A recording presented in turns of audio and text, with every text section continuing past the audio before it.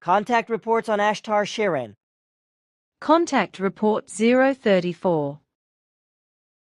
All right, let us leave it at that. I have other questions in store, such as a question about a certain Ashtar Sheran. Do you know anything about him and his followers? I know the name very well. Then talk. What is it all about? I do not want to talk about that. For what reason? We have some writings from a group in Berlin who are dealing with this Ashtar. What about you not wanting to talk? I can explain the facts to you, but only for you. Officially, I am only allowed to make a few statements. Then at least give these.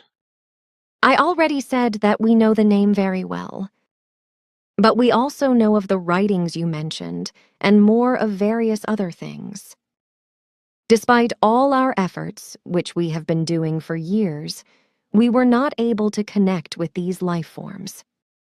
We could neither find them in the places mentioned, nor ever locate them. We searched countless systems of normal time and countless dimensions for them, but nowhere was there a clue from them. Everything is very mysterious, and interestingly enough, the traces from all systems of this and other times and from all dimensions lead back again and again to the Earth, especially to Germany. There the traces bundle together and concentrate in a very specific place and on a very specific entity. This is a center of a very powerful secret organization, which you certainly do not know and which calls itself the Thula or Aris Society. In years of work, we have not been able to clarify why all this is so, why we continue to research in this relationship. However, it is absolutely clear that all impulses undoubtedly emanate from this center. The initiators of these impulses possess great knowledge and many powers. They are also in possession of few primary telepathic powers and many kinds of knowledge about extraterrestrial technologies, events, and about extraterrestrial intelligences, etc. We have established with absolute certainty that they transmit this knowledge through primary telepathy, via impulsives, and thus influence many Earth humans who are sensitive to it. But we have also established with absolute certainty that in the originators of these impulses, a goal prevails with the aim: preservation and elevation of the white race on this Earth from the descendants of the Aris race. Up to the present time, we have not yet been able to clarify what the meaning of the whole should be, and which actual powers are hidden in the originator. Everything is very well shielded through powers that are very difficult to penetrate. At any rate, one thing is certain. The primary telepathically radiated impulses are captured by various groups of humans and recorded in writing. These are sometimes very good transmissions and explanations that come astonishingly close to the truth, or even state it in fact. But the reason for this was so far inscrutable and unclear. However, we have certain values about it, which I am not allowed to name officially because they do not yet give an overall picture.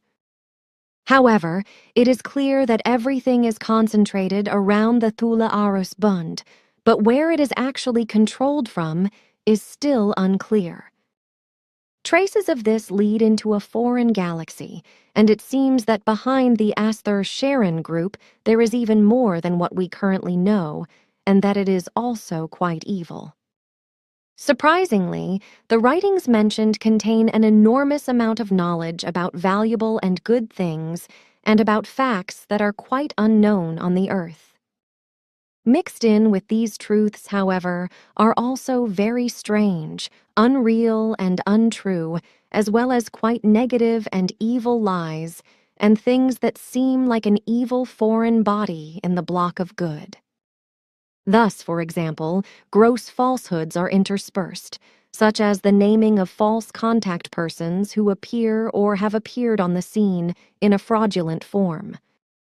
These are also immediately noticeable as evil foreign bodies and do not make any sense in their naming. It could not be clarified so far by us why these falsehoods are interspersed and asserted as truth, and what is the actual and quite obviously very malicious purpose of the whole.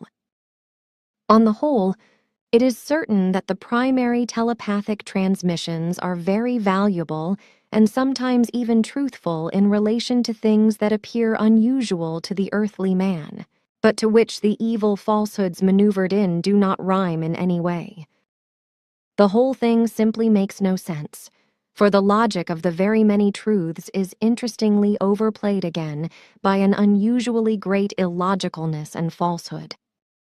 It is undoubted that the primary telepathic impulses of truth seekers were and are partly truthfully recorded in written form because the persons doing this are or were very truthful. But it is incomprehensible that the real truth is in short again destroyed and made questionable by untruth as well as by lies and falsehood. Is it possible that perhaps some alien people have their hands in the game? You spoke of the Thule Aris Society, and of another galaxy, or of the Aris Allies. Aris was an alien after all. I am not allowed to give any official information about that yet. Aha, you already answered the question. Well, let us not do that then. Can you at least tell me more if you know everything exactly? Then nothing prevents us anymore from an enlightenment. I imagined something similar. For I could never come to terms with the fact that Hitler was supposed to have been simply a completely normal and not a power-addicted ruler. All his doings and actions, his trains of thought known to me from newspapers and radio speeches, which I followed with interest and often with Svath's help during the war, cannot be reconciled with the image that was generally made of him during the war. This was also made clear to me by Svath. Sure, it is, as you say.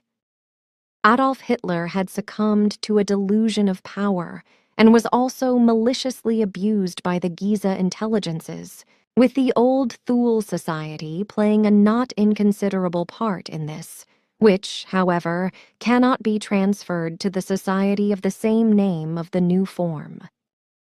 You already said that.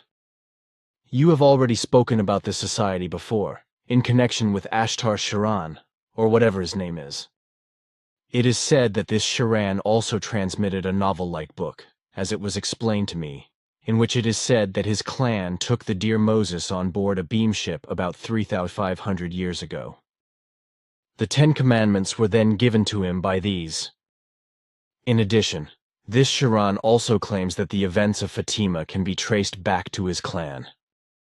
You once gave some hints about these things, but you did not express yourself very clearly because you do not have exact certainty about these events. But you promised me you would enlighten me if you could figure it out. I am now interested in whether the then Thule Society in Germany is somehow connected to this Sheran tribe, and whether it has anything to do with the Giza intelligences. Your questions brought up a series of explanations I was going to give you today anyway. A few days ago, through painstaking research and surveillance, we were able to gain a clear understanding of the fact that Ashtar Sheran actually exists, and that the only reason we could not recognize him was because he fraudulently wrapped himself in this name. A part of his real name is Arusiak, along with another sequence of names, and he is a cousin of the Supreme Giza Intelligence. On their behalf, he controlled the old German Thule Society, in which he introduced 2 strong telepathic factors, but which also influenced many Thule Society members and various outside groups on a telenotic basis, including those who received the pseudo-messages of Ashtar Sheran. Sheran's machinations in this regard continue today and will continue in the future, but no longer in connection with the reorganized Thule Society. Now I understand all sorts of things, but you just mentioned a word I do not know. You said telenotical. What is that? Telenotical simply means telenosis or telenothy. This is a Bohemian forest for me. I really do not know what that is. I have never heard that word before. You know hypnosis, which is based on and built upon objective and acoustic influences. In contrast to hypnosis, telenosis does not require any optical or acoustic influences, but only certain high-frequency oscillations, which are transmitted inaudibly to humans and otherwise undetectable by means of high-tech apparatus and devices. For example, radio, telephone, radio, television, and other communication and transmission apparatus and devices, although impulse telepathy also belongs to this. Aha, now I see clearly. I could have come up with this by using the word tele itself. I am really stupid. That you are not, in any form. Remember, however, that despite your tremendous spiritual scientific knowledge, you still do not know and are not aware of many things, so you must continue to learn as the development demands that of you. I realize that. Leave it now. I have really forgotten everything. Tell me what Moses and Fatima have in connection with Sheran. You did not give me any information about that. In fact, I did not. The events of Fatima actually trace back to these intelligences, as do many similar events. All we knew so far was that the Giza intelligences were responsible for all these events and that everything was done by Ashtar Sheran or by his command. This has only been known to us for a few days, since we were able to unveil the secret around him. The case with Moses behaves is somewhat different than was explained, because the 10 Commandments, of which there were actually 12, were not given to him in a spaceship, but actually in that place which is handed down to you in the Bible. In this statement, the truth was handed down to you as it really happened, at least as far as the place of the event is concerned. Can you be sure of that? Sure, with absolute certainty. Contact Report 038. I know it, because everything has to be learned first. Even if you know and understand different things, certain things do not suit you yet. Every learning requires long periods of time and a lot of patience, which you know. Yes, I am aware of that, even though one is often annoyed that this is the case. But you said earlier that you have important things to explain, and it certainly cannot be my stupid complaints. But then please remember that I still have a few things to ask you, because yesterday evening I noticed different ambiguities, which cannot be rhymed with different factors. I would like to be clear about that. These are your specifications regarding the Ashtar Sheran. Either you did not give me full details, or you were halfway oriented. There is something wrong with this, because last night I learned things that just cannot be rhymed. That is one question, and I have a few others. But the first one is the most important one for me at the moment. Your question is very interesting, because I get in touch with you exactly for the reason of your question.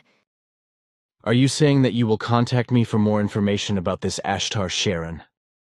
Sure, even if I was not oriented about your thoughts due to your blockade. But be aware that I did not hide anything from you regarding my information about Erusiek, because I told you exactly what we had established up to that point. I had already warned you much earlier that I would inform you of our results as soon as I had them.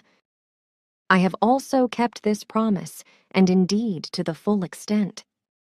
I did not hide anything from you, whereby I did not express any suspicions to you, even though they existed.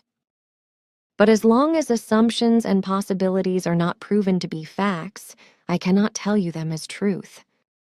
Since this was not yet the case with my last statements on this matter, I was therefore unable to talk about it. At the time I sent you the last details, we had certain assumptions, which we were not yet able to clarify. That is why I did not tell you. In the meantime, however, a group of us entrusted with these facts were not able to completely clarify the matter around Erusiek, alias Ashtar Sheran, alias, etc., but to a large extent, so I can convey the results to you today as an important matter. And I would like to expressly point out to you that I have explained to you earlier that I will inform you at the right time about the state of affairs, which is why I come to you today on my own. So you therefore see that I live up to my words. But now you shall not obtain the status of clarification of Ashtar Sheran, alias Arusiak, alias anyway through me, but through Quetzal, who led the investigative work in these matters.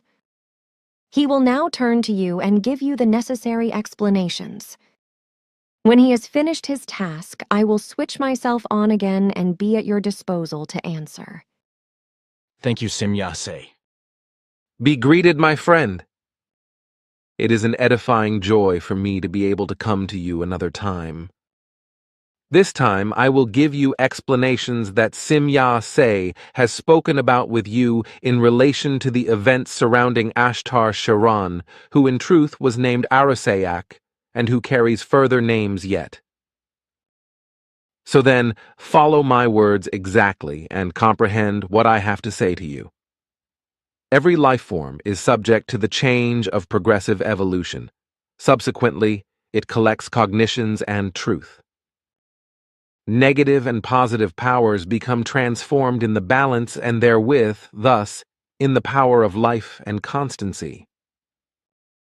The path of evolution is very long and burdensome, and it is marked by many kinds of external influences. In particular, the influences of the same kind of life forms exert powers over a single life form, which this life form is only able to control through living through greater spaces of time and teachings, from which understanding and recognition result. This course of evolution belongs to the higher and highest life forms, just as it does also to the lower and lowest forms. This is a creational law of evolution, which possesses its validity for all times, and it is never subject to any kind of alterations. That is why this law also has validity for Arusiak, who, out of certain grounds, is known to you from accounts as Ashtar Sheran. Because therefore also he is subject to this law, like all his co-workers and also those who were before him, understanding and recognition is, and was, inescapable for them. Even though it has also lasted a very long time, indeed, the point in time came when certain things had to change through the progression of the recognition of the truth. In connection with Arusek, concerning the direct and indirect, there is the following.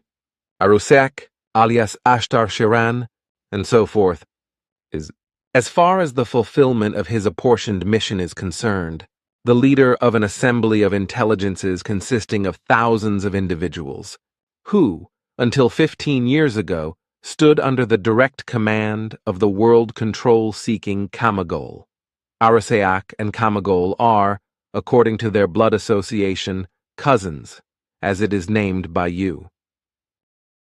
But Kamagol is the leader and ruler over a splinter group of many thousands of descendants who, in earlier times, were separated, which means that this group had been separated by those powers who, earlier, possessed the control over your earth and whose highest leader was an Ishwish. As it has always been, however, power struggles and lust for power also ruled among them, as unfortunately is characteristic of the human life form in its course of evolution. One of the most greedy for might at that time was Arusam, who, with a group of many thousands, broke away from the majority of the celestial sons who had already become peaceful and went his own way with the mind to make the earth and its life forms subordinate. His way of obtaining his goal was that of lies and deceit, of misleading and false teaching in the form of cultic false teachings, which he was able to very skillfully weave into the religious teachings. Through emissaries and earth humans who had succumbed to him, he mixed these teachings among the earth humans, whereby he soon won many followers of his false teachings. It was primarily the gypsies on the Nile, and in the further vicinity of the Mediterranean Sea and the Red Sea, who fanatically hung on his false teachings and began to spread them.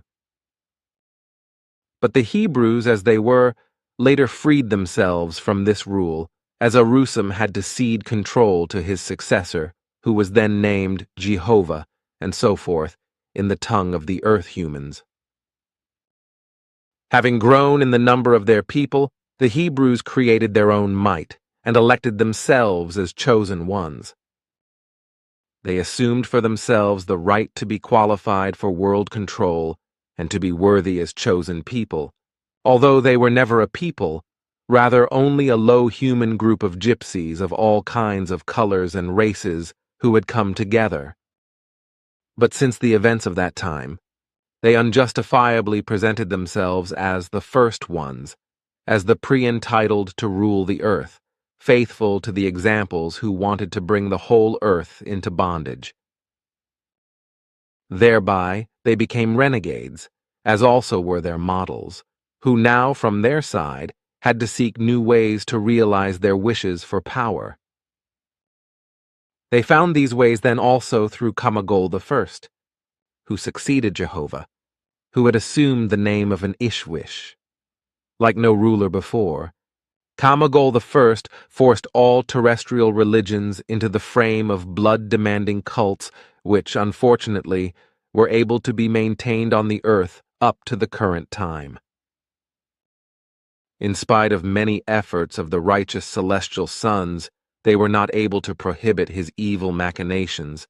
Therefore, he could grasp the cultic religions around himself more and control the world. Mighty in many kinds of technical and consciousness-related resources and powers, Kamagol's assembly was able to force the earth humans into its power and completely lead them into a cultic religion confusion.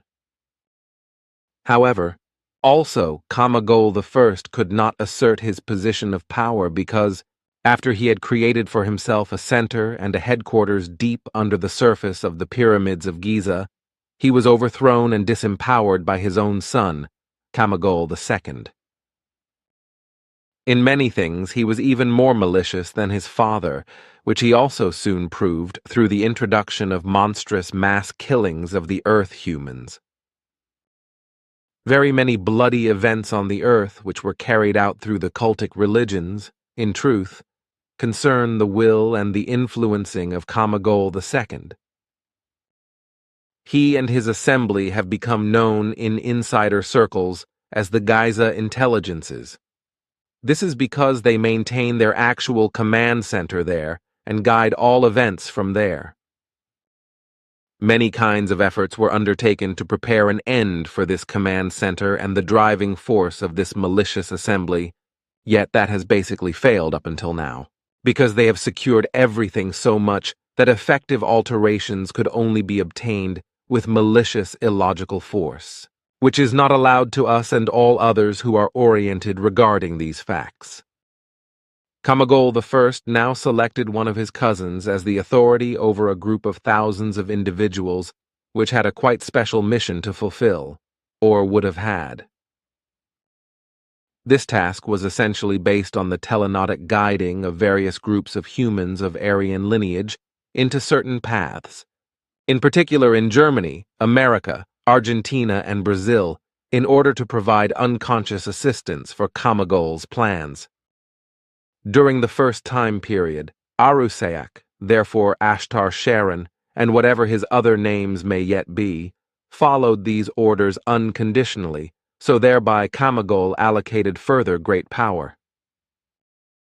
But in the course of time he obtained many kinds of understanding and modified his behavior. Until then, he acted only according to the orders of Kamagol, so he only modified his tactic unnoticeably, and thereby influenced firstly his assembly, which he indeed required. By and by he obtained their trust, and they acknowledged him as their actual leader. So it was an easy game for him to, by and by, include the obtained understanding of the truth, and also to act according to it, even with the knowledge of his assembly. With their acquiescence, they loosened themselves from the control of Kamagol and formed a new splinter group. That happened in the Earth year 1933. Since then, Arosiak followed his mission, imposed on him by Kamagol to a degree, and transmitted his messages to various Earth humans using telepathic impulses. Because, however, he is not yet completely conscious of the truth, in his messages arise contradictions to which, however, no attention may be given. In various matters of the truth he is yet inexperienced, so he has to learn it first. Nevertheless, however, his messages in the principal matters are extremely faithful to the truth and stimulate joy. But, on the basis of security for his assembly and himself, in certain things he gives unclear and not correct, and therefore false statements, which is, however, entirely excusable. So statements about his place of residence also do not correspond to correctness, which, however, affects no severance with his obtained love of truth. This is a security for him and his assembly so that they do not come into conflict with Kamagol's assembly. In spite of all of our possibilities, we have not succeeded in finding his whereabouts. Apparently he and his assembly have received, through some sort of circumstances, very high and valuable knowledge of security measures which they make use of and that we are not able to investigate with all our possibilities. But that is not of significance, because those kind of occurrences often happen if individual groups break off from a forceful control and seek the way of the truth. So Arosiak, with his assembly, can hold up in a very greatly distant galaxy, or even in another dimension, where they are absolutely secure from Kamagol's grasp. However, they are able to do their mission in spite of that, because their consciousness-based and technical possibilities make it possible to bridge all distances in space and time. This is the state of these matters that I had to explain to you. Quetzal, that is of more value to me, more value than any material fortune. Your explanation says, therefore, that Arosiak has broken away from the Giza intelligences and has made himself autonomous. That is tremendously gratifying. It is only a shame that you did not already discover this earlier. The previous meager statements from Sim Yaase have unfortunately created a somewhat worse picture. It is known to me, yet we did not want to leave you and the interested ones in uncertainty, that Arosiak belonged to the Giza intelligences. But we can just now transmit to you the truth known to us up until now, because we know it somewhat better. Still to mention, at any rate, is that, in spite of everything, a great factor of uncertainty exists in regard to the probity of Arosiak, alias Ashtar Sheran, alias, subsequently, it cannot be said with certainty that an intrigue and falseness is not still indeed hidden in the end behind the present manner of behavior. Ashtar Sheran's change of attitude provides, namely, some puzzle. I understand, and I see that it indeed is my own mistake if Ashtar Sheran or Arosiak, as he indeed really may be called, has maybe become wrongly evaluated by us. Sim Yaase really knew nothing about it because I myself at that time pressed her to keep me abreast of events. On the other hand, however, she could have said to me that her statements are not yet complete, and moreover, are maybe doubtful. With that, you speak a good word. Indeed, we also are often subject to mistakes, maybe also regarding our present assumptions regarding Ashtar Sheran. Now, live in peace. Sure, but the persons concerned would have been very badly misdirected. The same goes for those who have been deceived by earthly intelligences, namely by those who have the stolen beam ships of the Germans at their disposal and pretend to be extraterrestrials to earthly men. Man, the cuckoo is to become wise there. But what about this Ashtar Sheran? Is he still in the area? He is very well, but his activity has finally ceased. However, he is not so close that one could still call it in the area. Moreover, we found out that he poses a certain danger, which we have not yet been able to determine. Also good. But what about the young journalist who wrote or simply reproduced all these Sheran reports? I was able to read these reports in the meantime because they were made available to me. The man is not what he is described as. He was never even outside the earthly atmosphere, and even less did he experience the things he reported. All his statements are pure fantasy. Then I do not understand that Ashtar Sheran should actually exist anyway, if this man invented everything. That is also very easy to explain. Ashtar Sheran had a real visionary influence on him when he was still in doubt and unfortunately ignored various things, such as the later total elimination when he completely renounced the Giza intelligences. Thus the man, if you want to call the person that, came to mix certain still vague memories with his boundless imagination and to spread them as truth. All these things only became known to me less than 9 days ago, because the clarification of these things was a small part of my task that has kept me in suspense for so long. If Quetzal were not still very helpful, although he is freed from this task, then I would still have no clarity today. But that is really all I can officially tell you about it. Contact Report 105.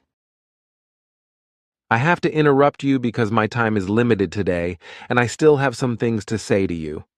I have come across various group members in a thought analysis that I have been judged to be unfair because I usually follow the real path and expose those things in a teaching manner which are of a negative form. Allegedly, according to these incorrect trains of thought, I should disregard the positive thoughts and efforts.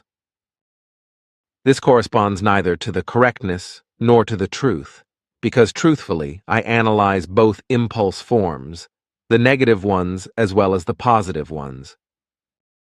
In order to avoid such misjudgments in the thought processes of the various group members in the future, I would like to explain that they should strive to think in more real terms and to become clear that in order to improve and change a negative value, I must name and explain it, but this does not mean that I overlook the positive efforts. It is not appropriate and also not possible to mention positive aspects when clarifying faulty concerns, because thereby the negative would be trivialized, which is why the positive must be omitted as with a prophecy. Each of the group members should finally consider these things in a rationality-based manner and find the true values out of them. But this can only happen when the inadequate earthly form of thinking of self-pity, self-prejudice, and the constant idea of discrimination against others is finally corrected. But now to other and more important things that relate to you, such as the malicious attack of the Bafaths, the Giza intelligences, on you on the afternoon of the 30th of March. As I told you during our last confidential contact, I had to call in Ptah to clarify the matter completely, but Ptah is still working on these issues and has not yet achieved any results worth mentioning. It is only clear that the attack on you occurred when you caused your blockade to collapse as a result of a wave of anxiety. It was a psycho-shock of unimaginable intensity imposed on you, according to the strength of which you should succumb to a heart attack. As I have already explained to you, it is not possible for me nor for Ptah to explain that you are still alive and only for a short time in absolute uncontrollability. According to all our calculations, you should be dead. It is also certain that I do not have to answer your question at the last contact about the possibility that Bernadette and your wife might have been influenced by the Giza intelligences. Your cannibal clearly acted in full consciousness against your agreement, even if she later regretted them. It is not true, however, what you have imagined from their behavior, even if certain impulses were connected with it, which correspond to a rebellion in unjustified form. It is also certain that you no longer had any control over yourself and could no longer have a clue about what you were doing and saying. Whereas this certainly does not apply to your wife in relation to your question about her words. With her, this was based only on a lack of self-control and on uncontrolled emotional outbursts. Despite her exuberant temperament, she should have kept her temper, because she had to realize clearly that you were no longer yourself in any form, and that you were controlled from somewhere else. But for her, this does not mean a reproach, but a clarification from which she should recognize and correct her mistake, according to which an event of the same kind can no longer apply in the future. In order to be able to name further facts in this very regrettable context, I have to wait and see what Patah's analyses show, which he is still trying very hard to clarify. It is a fact that we cannot help you in any regard in such cases, which is why you will always be dependent on your strength alone. But this can mean that you leave life early and the task will be destroyed. It is therefore appropriate that you are not placed in the same or a similar situation by third parties some other time through unreason and unjustified rebellion.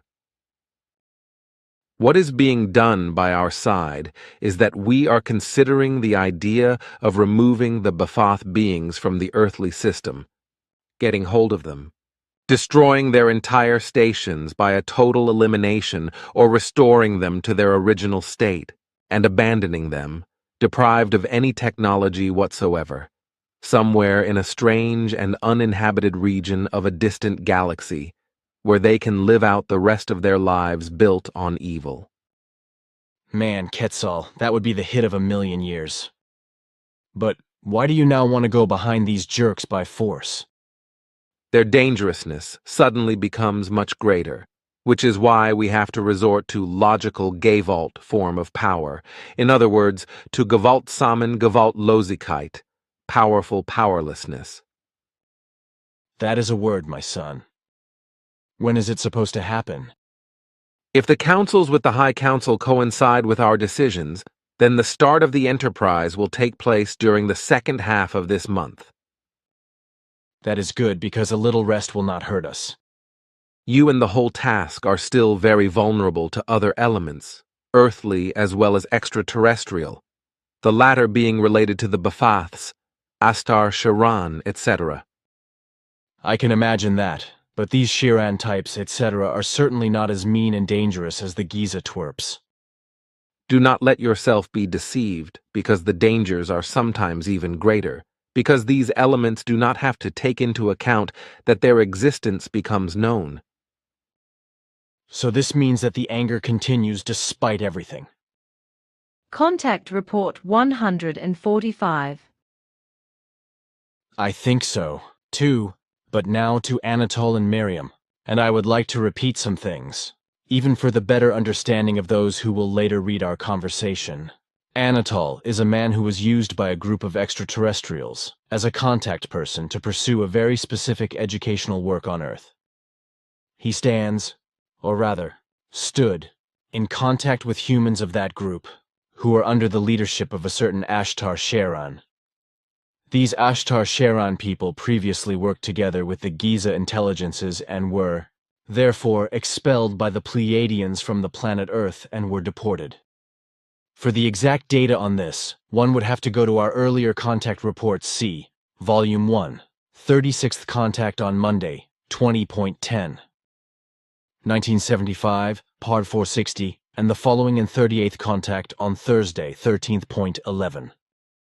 1975, Pichas, 488 and the following in Volume 2, 44th contact on Monday, 16.2. 1976, P, 81 and the following.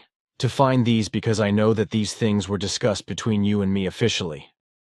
Over the last decades, however, Ashtar Sheran and his people have obviously changed to the positive and to the truthly truth in such a form that they were allowed to remain active on the Earth practically, in a reparation process or in a reparation mission, whereby the Pleiadians have made several of their own older ships available to them. Thus, People of the Ashtar Sheran group already came to the Earth again a long time ago, recently searched for contact here, and worked or work for a certain truth mission, which consists, among other things, of confirming your existence and my mission. Miriam, however, a young girl who is not quite 17 years old, is one of those telepathic contact persons of you Pleiadians, about whom you have told me on occasion. The girl knows Anatole personally, and is also extremely powerfully established in spiritual telepathy and in various other forces, which she should use for the purpose of our whole mission. In the next to last week of May, she called me, and I could ascertain her tremendous strength of spiritual telepathy. Then, through her, I also found out the closer relationships of her and your teamwork, and the unpleasant facts about Elsie in America. But she also spoke of Anatole, who, according to her information, began his public educational work at about the same time when she made contact with me. Your remarks are correct. Contact Report 167. Good. Then still another question. Why, actually, did you first have to find out what happened with Miriam and Anatole? You know, nevertheless, that we neither maintained any duties of monitoring nor contacts regarding the two of them and their mission, because it was run through the Sheran group and one of our other commands. You also know that, for reasons of neutrality and non-influence, we work independently and without the exchange of data. Therefore, we also maintain no exchange of information with our own sister stations.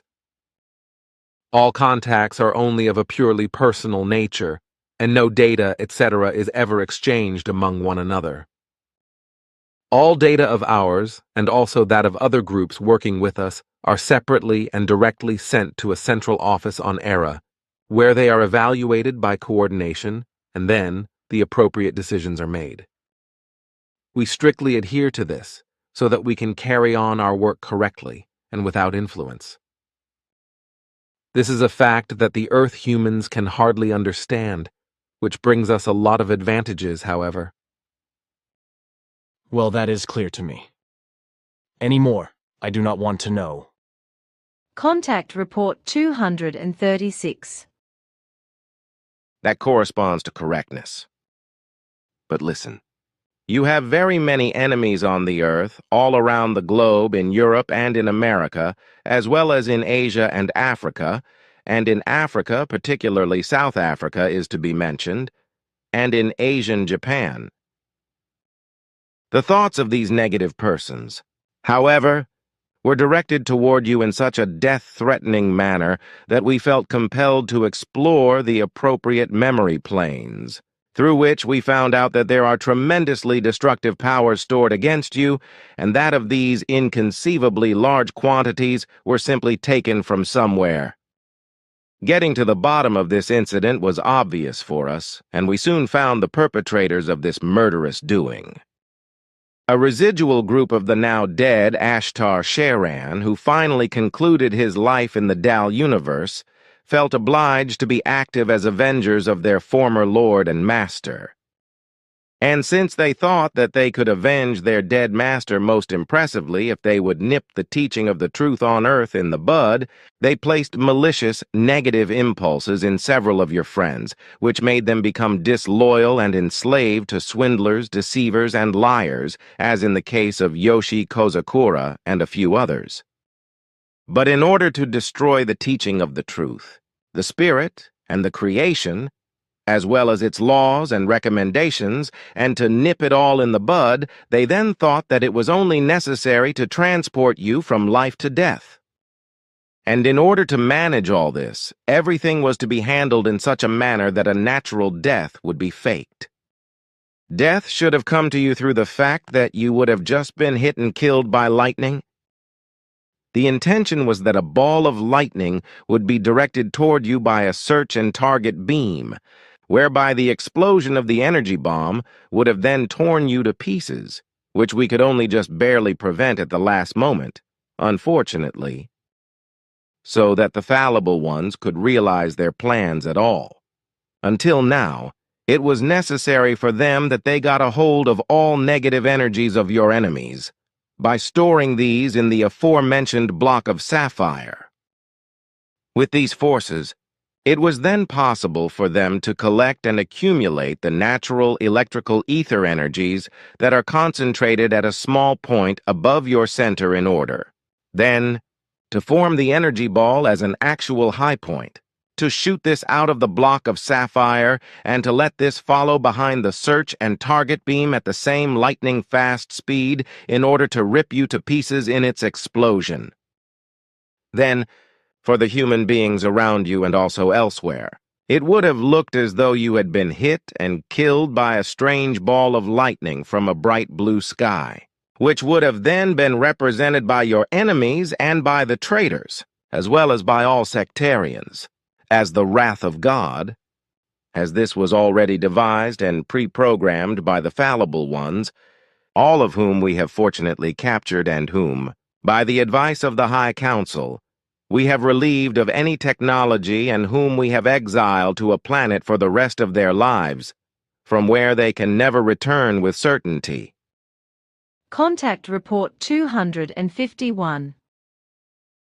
The Earth humans, the genetically manipulated ones, were however also disobedient to the Lyran and Pleiadian gods, even if some of these gods wanted to forcefully put the Earth humans under their yoke and their rule, like for example the Giza intelligences and Ashtar Sheran and cohorts.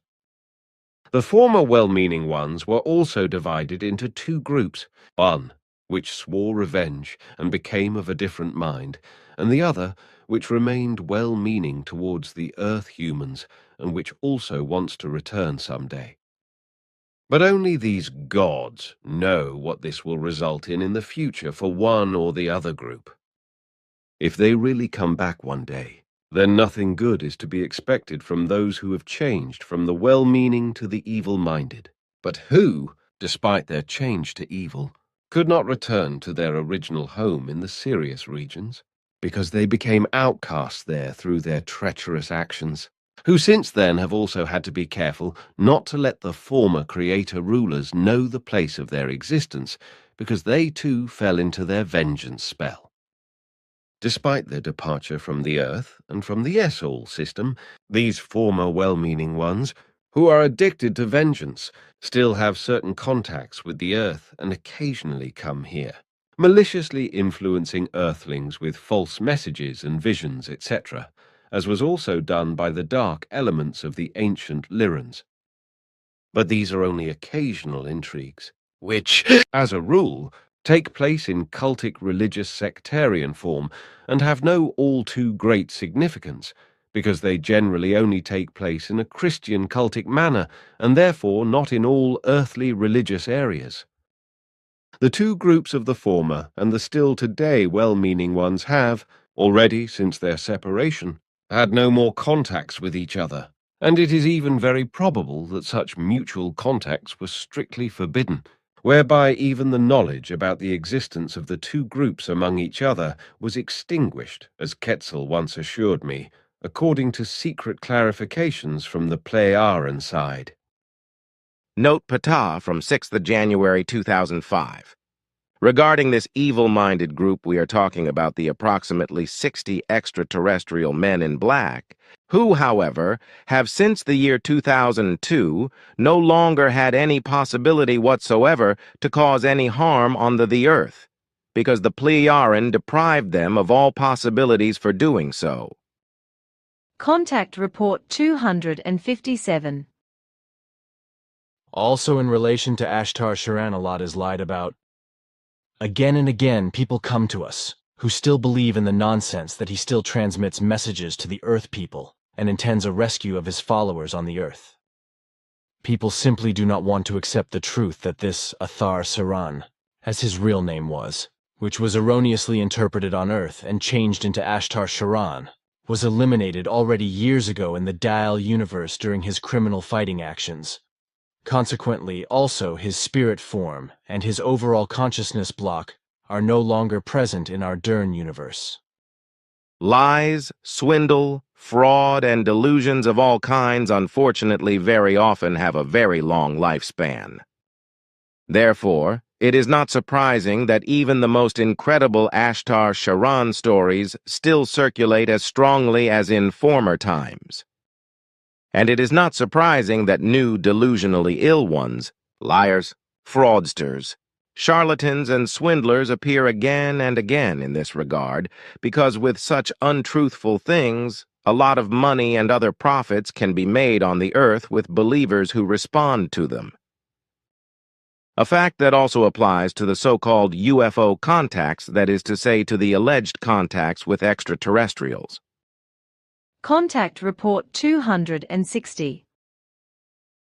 Ashtar Sheran, that is to say Arusiak or Ashtar Sheran and whatever else this criminal called himself, was eliminated in the Dal universe during a serious battle, as he was attacking a planet or something like that, as you have explained. Now, the question arose as to whether he is now incarnated again. Do you know something about this?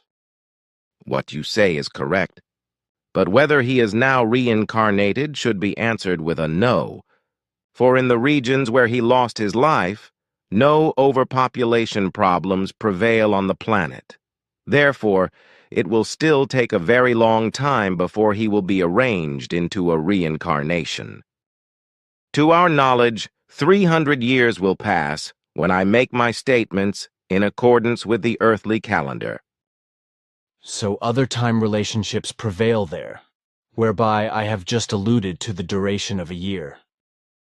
That planet, in whose outer space Ashtar Sheran lost his life, and in whose otherworldly space, in accordance with the validity of that which is creational law, based, his spirit form as well as overall consciousness block, newly established themselves, has an orbital period around the central star that corresponds to 486 days, according to the earthly standard. Moreover, a day has 27 hours and a little more than 36 minutes, measured by an earthly hour. I actually did not want to know that so precisely, but in any case, dear thanks for your remarks. Contact Report 452. Thanks. Firstly, I would like to question you regarding the deportees, the Giza twerps, and the Pegasus refugees. In the 81st contact on the 4th of September 1977, Quetzal said the following. It is a work of the Giza intelligences in cooperation with the refugees from the Pegasus area. Namely, these were located by the group in Brazil about 6 weeks ago, and drew attention to these, whereupon a communication took place between them. The merger with the Giza intelligences was then only a question of time. Very well orientated about the events in your center and in detail about the group members, they also knew of the growing existence of the actual value of the Sohar Center. This, however, the actual value, means ultimate danger for them, because if it is perfected, and if it is in operation, then they have finally lost. Exactly this they want to prevent, which is why every unobtrusive way to destruction will suit them. So they made the knowledge of the Pegasus refugees usable for themselves, and so also their equipment. An oscillation vibrator, working on a microwave basis, suited them very much, to cause damage to the real value of the arising Sohar Center and possibly destroy it. Hirito, now the question. At that time it happened that the Pegasus refugees attempted to cause severe damage to us in the center. How does it now make sense, however, their appearance on the Earth thus, since you have recently said anyway, that through your clarifications you have determined that during the last 300 years there have been no other Earth foreigners other than those which you mentioned to me? However, what was it then with the Syrians and Ashtar Sheran and gangs? We were only later able to clarify the facts about the Pegasus refugees when the whole story about the Giza intelligences clarified. The refugees belong to a splinter group of the Giza intelligences, who lived in the space-time displaced region of the Pegasus constellation and who had entered an alliance with the faction living on the Earth. Therefore, they were counted as one of the Giza intelligences, and consequently were not described as special foreigners.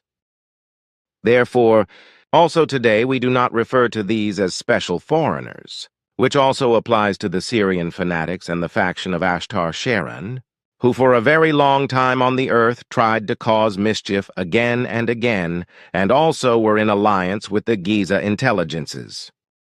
All factions of the Giza intelligences consisted of escaped criminals, delinquents, and power addicts who practically in every connection with the Giza intelligences were willing with reference to their machinations and acted according to their plans. Definite knowledge with respect to all of these connections of the Giza intelligences and all of their factions, however, we first received when we could establish contact with the scientists of the Syrians, whereby also the fanatical small group who were fundamentally responsible for the murder attempts on you could then be eliminated by Syrian forces. Then it was also this small fanatical group with few members who reported in detail about all of the connections before they were sent into exile. Oh, so. Then the Syrians therefore were active on the Earth for a long time. It is to be probably assumed, however, that they were not from the beginning allies of the Giza intelligences, while, however, the Giza twerps and the Pegasus refugees apparently already from the beginning belonged together. But why were they then refugees? They had to escape, because they also caused mischief on the world where they lived and were pursued by security forces of their home world. Yet it was, however, some other Earth-foreign fraternized factions who were part of the Giza intelligences who were in contact with these and had their bases with them. We do not consider these also one of the Earth foreigners, of course, that I mentioned to you. Still, you are mistaken respecting the Syrian men in black, because these also formed links with the Giza intelligences from the beginning, also like the faction of Ashtar Sheran. The Giza intelligences controlled all approaches to the earthly airspace for millennia and forced all those, who they could use for themselves, into the alliance through despotism and a forcible change of power of judgment and attitude. Since, however, you have never asked and apparently were also not therein interested regarding these connections, we also have never spoken about it. I understand a brainwashing that comes about by a forcible change of the power of judgment and attitude of the human being through strong psychic and physical pressure, in which also drugs and electromagnetic, electric and mechanical torture are often applied. This corresponds to the meaning of my words. Contact Report 563. Another question is the one that I am supposed to work out and answer for Michael Horn's questionnaire. Christian Freiner has translated the whole thing from English as follows. I read Wilbert B. Smith's brochure entitled The New Science, and you said that he was a contactee. Can you tell me if he was a contact person with the Pleiaren? Because in his writings he talks about someone called Alan, and according to your information, Alan is a liar. There is a pamphlet which remained unfinished because of his passing away in 1962, in which he talks about the 12 webs of reality. Can the truth be found in it? Note, Christian Freiner. This question refers to the list of genuine contactees provided by Simya Sewashis. See Pleiadian Player and Contact Reports, Volume 6, page 264, sentences 238-248. Can you give a clear answer to this question, which I can use to answer the question? That is not a problem, but it is necessary to go into detail and explain the whole thing as follows. A certain Wilbert B. Smith was probably a contactee, but unfortunately one of the negative kind. His contact was only a one-time and absolutely meaningless contact, and furthermore only a hypnotic direct contact with the group of the Ashtar Sheran, whereby the whole thing was, as already mentioned, effectively of an insignificant nature. As hypnotic direct contacts, we call those where the hypnosis is not performed independently by apparatuses, but directly by the human being, but where the hypnotic transmission of energy thanks to hypnosis over long distances is also performed by strong transmitting apparatuses. So Smith, like many other contact persons, was in contact under hypnosis with post-hypnotic aspect, and he did not act consciously and not of his own free will, as it was common practice in the Ashtar Sheran group to keep the contact persons absolutely under control. And this was the case with all the numerous contacts who were abused by the Ashtar Sheran group. Such contacts with Earth humans were very often the case through the Ashtar Sheran group, whereby this group simply impulsively influenced Earth humans to make them willing tools for their dark machinations on Earth. These influencers were in great numbers, but none of the human beings ever had any idea what the actual reality of the contacts was and how they took place. In fact, they never had any real physical contact, but always only hypnotic impulsive contact, with real visions also being part of the whole, so that many of those contacts, who were abusively manipulated by the Ashtar Sheran group, were convinced that they had real contact with extraterrestrials. So they were not aware that they had no real encounters with the aliens in this sense, and consequently they had also not flown in their flying apparatus, because in fact they were only pretended to have had real hypnotic visions. Through this hypnotic real vision illusion, the contactees were misled in such a way that they actually believed that they had real contacts with extraterrestrials and had flown with their flying apparatus. So they were no longer able to distinguish reality from the hypnotic illusion, and lived or still live in the implanted delusion that their contacts were real. A further fact was that these contactees were hypnotically and suggestively given false data about the origin of the Ashtar Sheran group. Thus, practically all these contactees were reminded of different places of origin. But all these facts were unknown to us at the time when we gave you the list of these contactees, because at that time we only analyzed the memories of the people concerned. These were, however, so profoundly hypnotically and suggestively manipulated that we were deceived by them and therefore did not recognize the memory manipulation. We only found out the real facts 3 weeks ago, with better technical possibilities, which we now have at our disposal and which we have now used for the first time. In recent years, we have noticed things that seemed strange to us in various such contactees, which is why we used the new equipment and devices to reanalyze the memory impulses of all still living contact persons and were able to penetrate their hypnotic blockade. In this way, we have now come across actual reality and truth.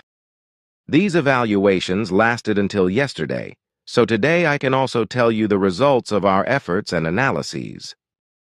It must be said, however, that the persons forced into contact in this way are left with no conscious knowledge of their own, but only the post-hypnotic memory, which shortly after the manipulation became so strong that it could not be reversed. And this applies without exception to all those many Earth humans whom we have named individually or in lists as contact persons and who without exception have been forcibly manipulated in a hypnotic suggestive revisionary way by the Ashtar Sheran group. In all cases, however, the impulses were such that the recipients of the impulses had false visions and thought that they had experienced contact, which is why they took notes, wrote books, and also made public statements. The reason for this was, on the one hand, that this was supposed to lead to a worldwide disinformation regarding the existence and origin of various extraterrestrials, while on the other hand it was also connected to a plan of the Ashtar Sheran Group, which consisted of becoming a ruling power on Earth and finding a new home there.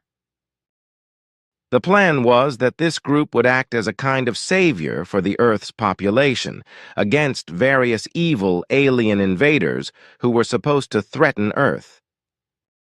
For this purpose, a big spectacle with aerial battles and fights in Earth orbit was planned to make everything seem real. And this would finally have led to the Ashtar Sheran Group taking over the rule of Earth as an extraterrestrial armada, so to speak. So all this was aimed at with the hypnotic contacts to Earth humans, and it was all to come about after official contacts with the Earth governments had been established.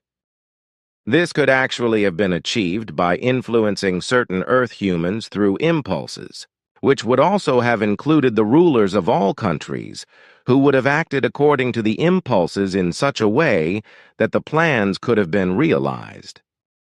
Since these persons, of whom there were a greater number, all failed, and for reasons as yet unknown to us, did not fulfill the orders placed in them, the evil plan did not come to pass. All the contactees, whom we also used to call by their names, were supposed to be the pathfinders for the realization of the plans of the Ashtar Sheran Group. And since all these Earth humans were hypnotically and suggestively manipulated by the aliens of the Ashtar Sheran Group, which we did not know at that time, we called them real contact persons. That was probably wrong of us, because we let ourselves be misled, which led to false assumptions on your part and also on the part of Earth humans, which resulted in the assumption that these contact persons with the Ashtar Sheran Group had real physical or telepathic contact with any aliens. Of course, this was not true, as we know today, but even then it seemed strange to us, because we did not know any other group apart from the three groups unknown to us. So we assumed that these contact persons were connected to the three unknown people we did not know. So this misunderstanding was due to us, which we regret very much. And it should also be mentioned that this form of forced manipulative contacts had nothing to do with our impulse contacts, which we used to have with Earth humans, but for them unconsciously and in such a way that they assumed that their progressive ideas were their own. In particular, these impulse contacts from our side to scientists took place in order to promote the sciences of medicine and technology among Earth humans, which has also been proven by the very rapid developments in the last decades through many inventions and innovations, etc., as is actually the case. Our contacts were also such that the recipients of our impulse transmissions had no knowledge of the whole of the unconscious telepathic information impulses. The Ashtar Sheran Group, which finally ended in the Dal universe, as you know, was supposed to cause disaster on Earth, which would have happened if their manipulative machinations with the forcibly contacted Earth humans had been successful. As for the name Alan, which was used by Wilbert B. Smith, it was also a fantastic invention, as were all his utterances. With regard to the name Alan, it did not mean that he was a liar, but that the meaning of the name meant the liar. This is described in PP Volume 6, page 264, sentences Ptah 238-248, the following. With regard to the name Alan, or what this word is supposed to be, we found out that it is just a falsely invented word formation which has no value or meaning. This word form is also not to be found in any of our languages or in any language we know, of which we know and have stored more than 3.7 million in our entire field of knowledge and expertise. You told me about this word formation, Alan, during my last visit, so that I could make sure in the meantime that it does not exist in any language known to us. According to this, A group of specialists tried to get to the bottom of things in Japan, and it turned out that the word formation, Alan, is a pure, unwise, and lying invention of deceitful and maliciously lying Earth humans whose evolutionary level is in the lower reaches of the earthly lowest level.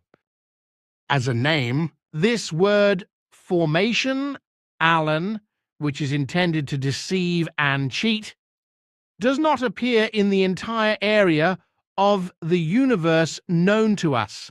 But this does not mean that we do not know names of a similar form. Thus, for example, the names Alan, Island, Alan, Alan, Aljon, Alan, and Nala exist in various languages known to us, whereby this last name represents the reverse form of the mad word formation, Alan. But the meanings for these names are all very negative forms, which is why they are only used there with the human beings who live in degeneration and exist with peoples whose education and observance in matters of truth and truthful evolution is still at a level of primitive form. So the names also mean primitive, just as Alan means the truth adverse. Aland means the truth twister. Alan has the meaning the truth verifier, and Alan stands for the unworthiness, the truth hater. The name Aljon has the meaning the destroyer, while Alan means the deceiver. Nala, the name which in the reverse form would result in Alan, has the meaning the liar. These are new findings again, which show many things in a new light. That is so. But we are also not immune from mistakes and misguidance, not even in the mentioned relationship by the Ashtar Sheran group, which has been doing very bad things and has caused a lot of trouble regarding alleged physical and telepathic contacts with various extraterrestrials from allegedly different places of origin. As we have now been able to find out, their victims were hypnotically and visionarily duped into alleged physical contacts, as well as into alleged messages of Christian religious form.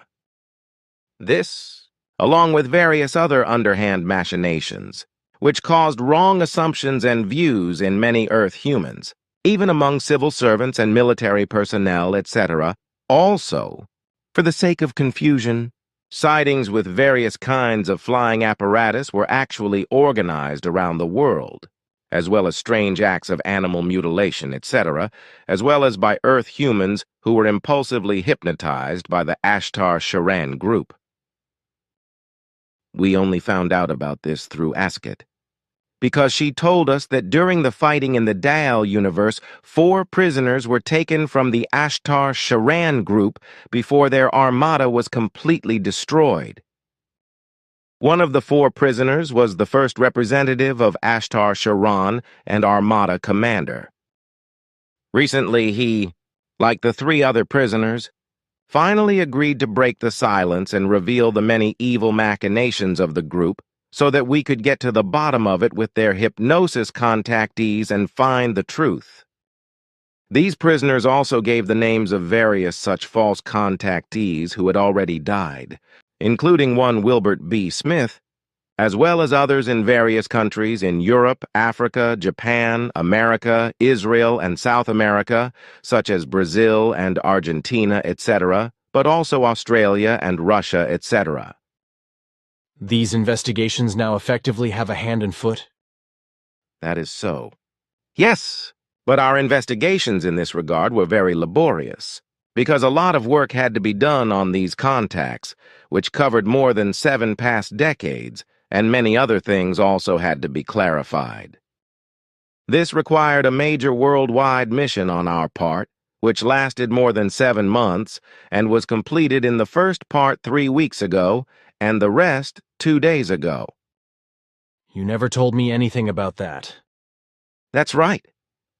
But if I had talked about it before we got our results and were sure of them, you would have asked me many questions that I wanted to avoid. Furthermore, we had to be careful because we still do not know the forces that could damage your typing in your computer. It was to be feared that this would have triggered something over which we had no control. I can understand that. But now the question arises whether the whole thing with the prisoners and your investigations have perhaps also led to findings with regard to the three groups unknown to you. And if so, which ones? This was also clarified with the prisoners, and their statements make it absolutely clear that the Ashtar Sheran group had no connection whatsoever with the three groups unknown to us. And what about earthly Secret Service flying machines? Are they still circulating around the world? This is indeed the case, and according to all that we can observe, there is a lot of activity in this area. Quetzal once told me privately about prisoners, especially Americans, but also others who were taken to Czechoslovakia and then to the Soviet Union, where they were violently abused for medical and drug experiments. They had also been used in atomic bomb tests, etc. They had also been taken by brute force, together with animals, into the immediate danger zones of the explosions chained up. So far, more than 10,000 human beings, in particular American prisoners of war, are said to have been killed in such a bestial way without any action or also intervention by the U.S. government. That is correct. The U.S. government and the senior U.S. military personnel were aware of these events, which were such that captured U.S. soldiers and also other prisoners were taken by air to Czechoslovakia and from there to the Soviet Union, where they were cruelly tortured and effectively murdered in medical, drug, and nuclear weapons experiments. The U.S. soldiers and also others had been arrested as prisoners of war in Vietnam and Korea and deported to Czechoslovakia and the Soviet Union, where they died as a result of inhuman experiments. If they were only mortally wounded and exposed to radiation or lapsed into madness, they were executed. In Vietnam and Korea, for example, a very large number of U.S. soldiers disappeared, as did other persons whose whereabouts were never publicly clarified. The U.S. government and the U.S. military intelligence community also remained silent, which is still the case today. And of course, this also applied to the dictatorship of the Soviet Union, as it does to present-day Russia. There is no doubt that the Soviet Union had corresponding files and that Russia also still has them today, as does the USA, of course. But whether these files will ever be made public is questionable. In any case, the fact is that the U.S. Secret Services knew about these monstrous criminal activities, but did not do anything about them, nor did the government. So they did not let anything come to light, but remained silent in their dealings with the American people. I do not think there is anything more to be said about that, and I also cannot find words to say about it, except that it is probably very dangerous to spread this knowledge. Which you are certainly right about, because as far as we know, the files on this subject in the USA and Russia are still under the strictest secrecy. And that we are talking about it openly now can be dangerous. That may indeed be the case, but the point has now been made that we should also not hide it, even if it could be dangerous. The human beings should know what really happened. Contact Report 565. Bernadette can pass this information on to the national group. But what I am particularly interested in today is your last statements you made about the Ashtar Sheran group and the three groups you do not know. When you mentioned the three groups unknown to you during our last conversation on the 1st of June, I noticed a strange undertone in your voice, which I thought was as if you wanted to say more, but you did not. You are always very attentive, because what you are saying is correct. But unfortunately, because of everything else I had to explain, I have lost the essence of what I wanted to teach you about the unknown groups. Although we do not make any special efforts to find out more about the three groups, there are some new insights that we have gained. This has been possible because, on the one hand, we have received new techniques from the people of Asket, which give us a great many possibilities for many different clarifications. On the other hand, many decades ago, many things had already seemed very strange to us regarding the many Earth humans who appeared and declared that they would have contact with extraterrestrial beings and also had to spread their messages, whereby they also named strange places of origin or solar systems and planets of the extraterrestrials, of which we knew and also know today that no human beings or human-like life forms exist there. Consequently, we assumed that these statements of the extraterrestrials to their contact persons must have been deliberate deceptions, but we were not able to fathom them. We also assumed that the whole machinations were due to the three groups unknown to us. We then let the whole thing stop and made the mistake of calling all the contact persons known to us through superficial clarifications of memories as real, as you then also made public through the contact conversations. Nevertheless, many strange inconsistencies did not leave us in peace. So we tried to find out more from the contact persons, but we were not allowed to penetrate their consciousness or even their personality analytically, because our directives did not allow us to do so. Consequently, we had to be content to accept the memories released by the contact persons as true. We were not satisfied with this, however, because the strange things that occurred were always disturbing. So we tried to change our directives in order to be allowed to fathom the absolutely personal nature of the contact persons and to penetrate their consciousness and personality in order to gain clarity. But a change of the directives was very long and took years, because the absolutely personal nature of the human beings could not be violated. After many years, it was finally decided that in the specific case of clarifying the actual facts concerning earthly contact persons, an absolute exception was made, but this was allowed absolutely only for all those contact persons, as we called them to you, or who were otherwise known to us. No permission was given for further investigations of this kind. And since our technology at that time for the safe exploration of the forms of consciousness and personalities of Earth humans was still lacking in various things, new research was done and new techniques were developed which had to be completely safe. Especially the scientists of Ascot and her people were and are much more advanced in such technical developments as we needed them than is the case with us Plejaren. So they developed the necessary apparatus and equipment for us, which we then received from them and also used. So now, through our new technical achievements, we have gained new knowledge about these three groups, which are also unknown to us today. And it has to be said that our new apparatus and equipment is one which also serves to clarify many other things in many other areas, and which can therefore also be used in other ways than those which are based on the actual facts of the contactees in relation to the Ashtar Sheran group. So these innovations have also enabled us to see that the groups unknown to us are not 3, but 4 of them.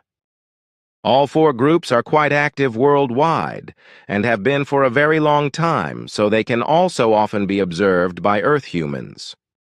So it also resulted from our investigations that we were able to gain a lot of information about the activities of the 4 groups, and we had to realize that the activities of these groups are much more extensive than we had known until recently. However, I am only allowed to give you information about this privately, if you are interested. Of course I am. But I have always believed that you control everything in this regard with telemeter discs, and also elsewhere in the world. So many observations, things, and strange occurrences can be traced back not only to the former Ashtar Sheran group, but also to these 4 groups? It was never mentioned, but only that many events and occurrences could be attributed to this Sheran group, from the hypnotic forced contacts to all kinds of unpleasant happenings and strange occurrences. Of course. But now it is finally clear that the 4 groups unknown to you are very active in different ways. But the question is, will you continue to ignore them, and will you also continue to protect yourselves against sight and detection from them? Yes, that is clearly the case because we are not interested in any contact with them. And since our latest clarifications and findings, we are now also absolutely sure that these four groups have no knowledge of our real existence. This, if we dispense with unclear assumptions, which are perhaps or even very likely because your activity with regard to the dissemination of the contact conversation reports has probably not remained hidden from them. I'm happy to do it. What interests me now? During the first time of our contacts, your daughter Simya-se talked a lot about the fact that various extraterrestrials come and go on Earth, and that they would also have contacts with Earth humans. How should this be understood now that you found out about the Ashtar Sheran group, and were able to clarify the whole thing? Must Simya-se's explanations now be connected with this? That is indeed the case, yes, in every single relation of the names she told you, which according to our latest investigations were connected with the Ashtar Sheran group.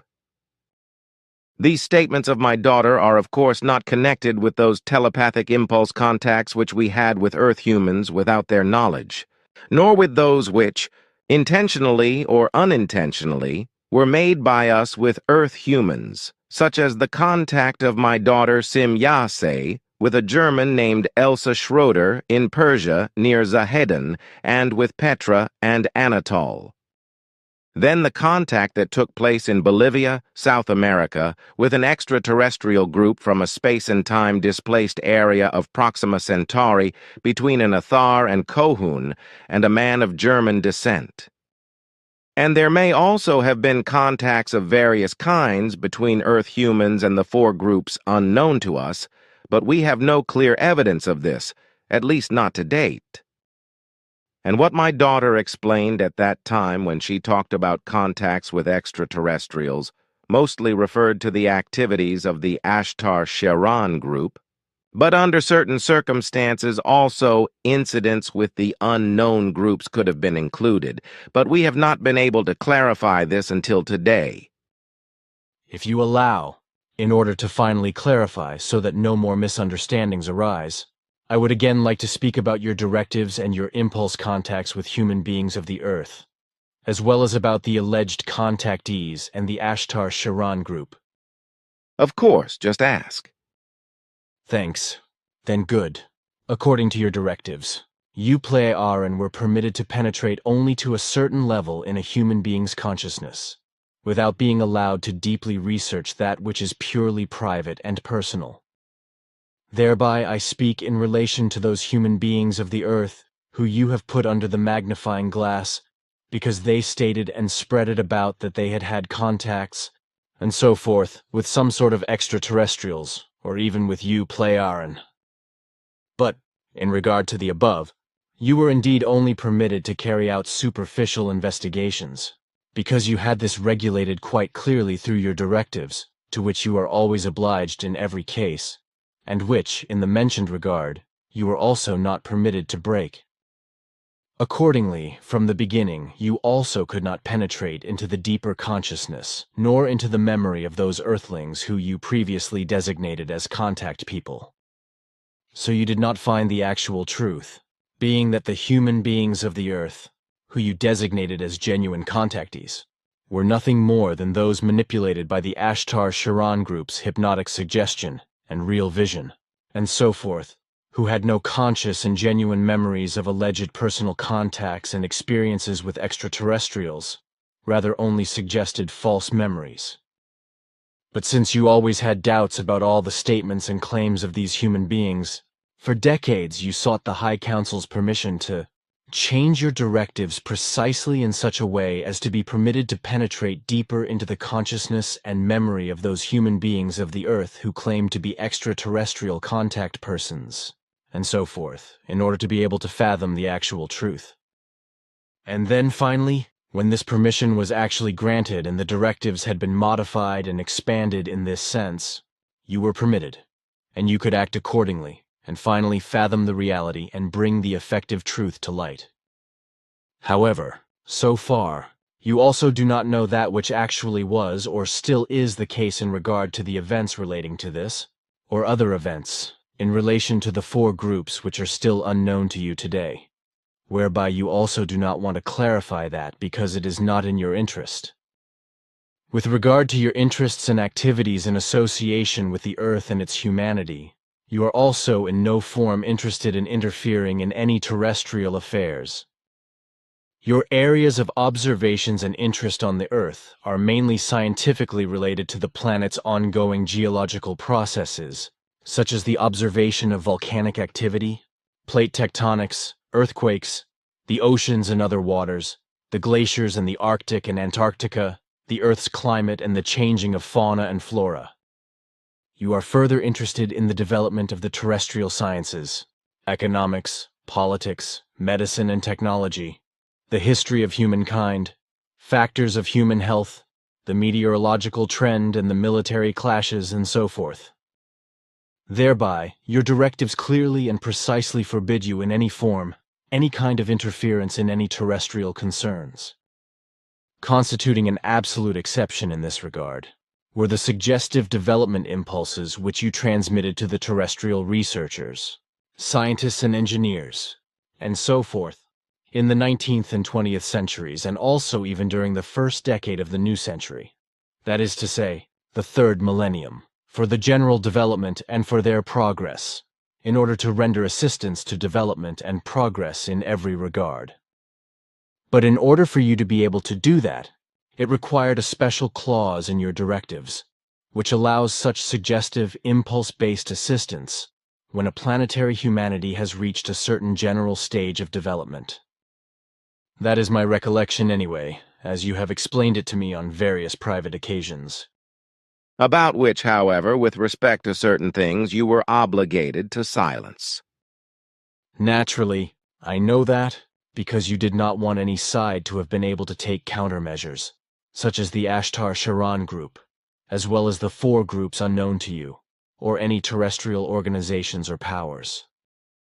Indeed, it is for that reason that I also had to write down your information and publish it in the contact reports, so that no cover-ups or other measures could have been taken by those who would have been interested in seeing to it that the reality and truth could not come to light.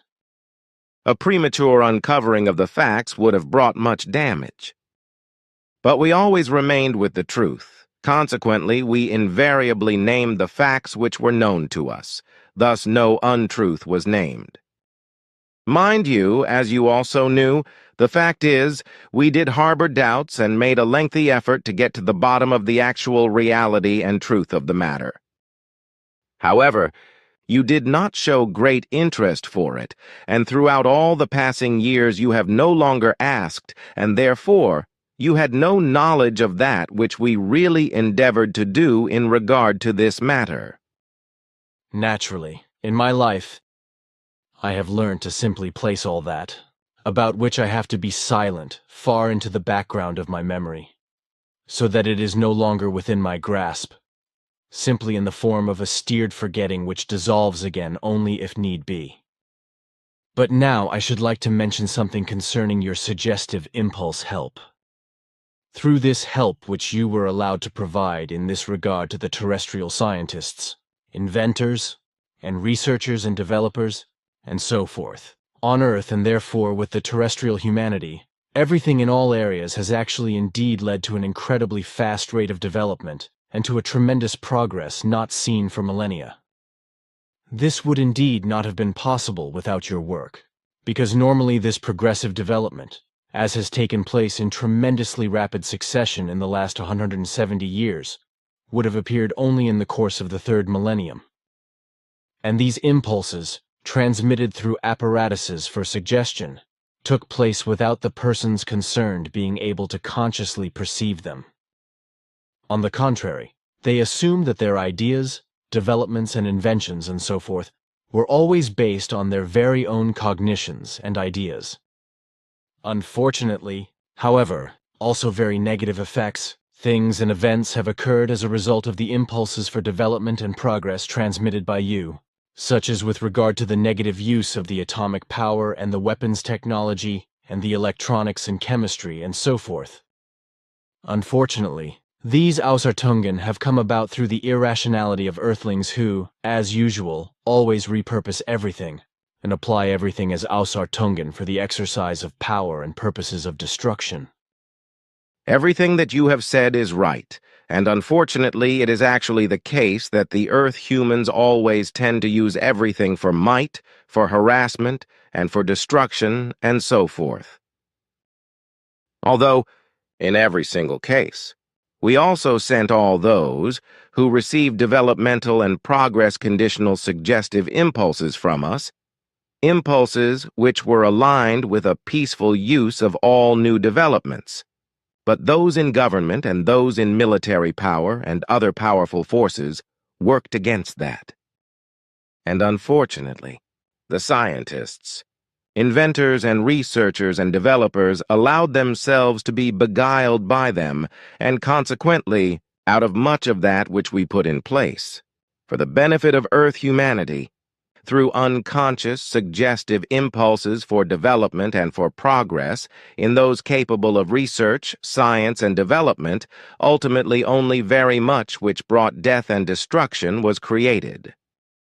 And this occurred with the entirety of technology of all kinds, the physics, the chemistry, the medicine, and all other sciences. In fact, without our suggestive, impulse-based assistance for development and progress, the cognitions obtained in the last 170 years by the Earth humans and developments made by them in all fields would only have come about in the first centuries of the third millennium. Unfortunately, however, all researchers, scientists, and developers who were included in our suggestive impulses were either corrupt, profit-greedy, naive, or so weak in consciousness of self that they bowed to the demands of the mighty. However, it also must be said that various individuals were put under duress by the rulers, powerful ones and criminal elements, while others simply feared for their lives and therefore did the will of those of the government and military and so forth. History indeed shows all the evil things and things of Außertung which have resulted from that, and the enormously rapid development in all forms of the technology, the physics, the chemistry and medicine, as well as in all other sciences in the last 170 years, falls really crassly from the bounds of all the Earth-human speed of development and progress of the last 5,000 years. Even those of the lowest intelligence must appreciate that the degree of the normal development in all fields falls completely out of the limit, and that the whole thing was really only possible through your development and progress help during the last 170 years from 1844 to today. Without this help, today in all areas, we Earthlings would still certainly be in a period of laborious beginnings, which knew no electronics, no atomic power, nor good medicine, no far-reaching school education, and no other values associated with that, and of a high degree as is the case today. This is indeed so, as you say. Contact Report 568. Question. Once again, the Ashtar Sheran movement is also involved. The fact is that a good friend of mine lives absolutely by their rules and says that the Ashtar sect teaches that there are angels to guide you, that Earth is in ascension, and that those who really try to follow the Ashtar teachings are also saved. Blah blah blah. These speeches are common in esotericism, but what does this really have to do with Ashtar Sheran? He is who was called Arisayak, already deceased, right? I know that the Plearin know little about this community, but perhaps there is news? Answer. As far as Ashtar Sheran is concerned, it can be said in a nutshell that on the one hand, it is known how the name of this extraterrestrial came into the earthly language area, where it has since been exploited esoterically and sectarian and misused by would-be media, which are supposedly powerful in channeling for imagined messages. The alleged messages of all media, also the Cryon and Ashtar Sheran messages, are without exception nothing else but personal delusional, schizophrenic, or deliberately fraudulent machinations, because channeling, talking to the dead, etc., is absolute nonsense. But to Ashtar Sheran, who actually existed, whereby he first had an important mission, but from which he had fallen away and become a criminal. He had gathered a large armada around him and caused all kinds of mischief and inconsistencies, as well as that he himself, as well as his followers in bondage to him, hypnotically and suggestively influenced Earth humans and made them believe all kinds of nonsense. The name Ashtar Sheran was also suggestively implanted in Earthlings, who then, unaware of the truth of their suggestive hypnotic influence, turned it into an esoteric sectarian contact story and spread it, which has continued until today and has found a large number of followers and believers. And this is still the case, although Ashtar Sheran was truly a criminal and Ashtar Sheran was what his real name was. On Earth, the name was misunderstood and changed to Ashtar Sheran, but he, along with his whole band, was eliminated in the Dal universe years ago in criminal battles, so his spirit form is also no longer in our Dern universe.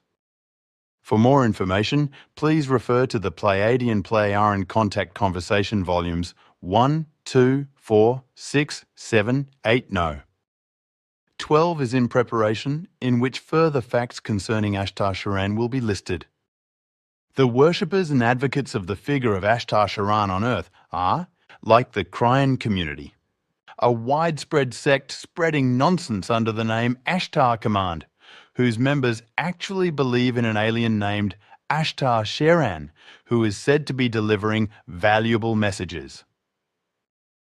Contrary to the truth that Ashtar Sheran, or Arasaic, or alias Ashtar Sheran, is said to come from a people called the Santinians, he prosecuted a completely different people. The Ashtar Sheran believers claim that he is supposed to have been working on Earth for a long time. The sect also represents the alleged interests of Ashtar Sheran, who is supposed to have been active on Earth for many decades. And this despite the fact that the Pleiaran have been declaring for decades that he was eliminated in the Dial universe during hostilities when he wanted to conquer a planet with his armada. In Germany, there is a Santine representation in Berlin. The Ashtar Command goes back to the I Am movement, which was founded by a certain Guy Ballard as a theosophical community. The I Am movement, or Saint Germain Foundation, originated in America.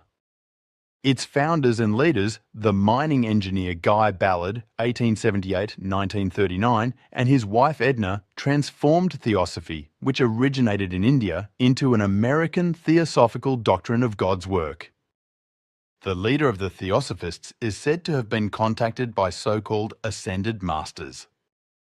The alleged contact between the Ashtar Sheran Command and Ashtar Sheran is said to have taken place by means of channeling, which corresponds to a pure schizophrenic imagination, in which a medium is supposed to receive a message.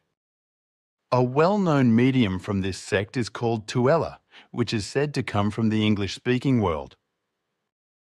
The alleged messages of this medium, which is very active, are not only available in the English-speaking world, but also in Switzerland and Germany, etc.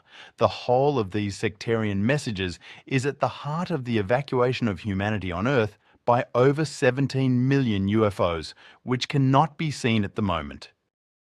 The purpose of the evacuation is to bring the Earthlings who believe in this nonsense to a higher vibrational level and thereby save them from the bitter end of time and humanity.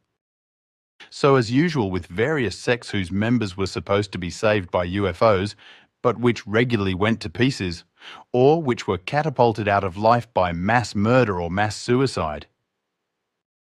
One only has to think of all the other UFO sects of the same orientation, which in the same way carry out their sick machinations and make their believers docile with all the nonsense, exploit them and drive them into mental distress and misery, or even suicide.